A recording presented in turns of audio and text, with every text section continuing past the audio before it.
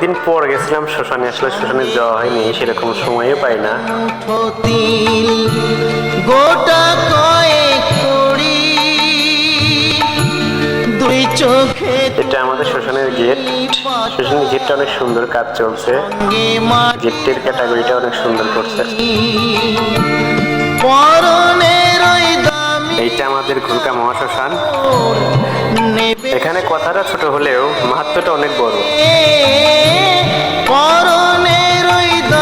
অনেক সুন্দর একটা ছবি দিয়েছে, দেখার মতো, দেখে অনেক ভালো লাগলো। অনেক সুন্দর শিব পার্বতীর ছবি।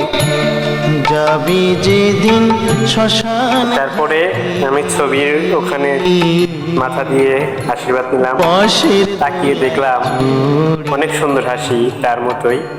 যাবি যে তাই বললাম কেন সেই হাসিটা তার মতোই থাকে।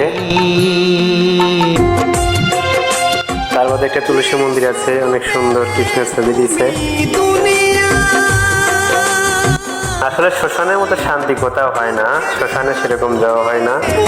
আর আমাদের শ্মশানে যাওয়াই হবে কেমন করে?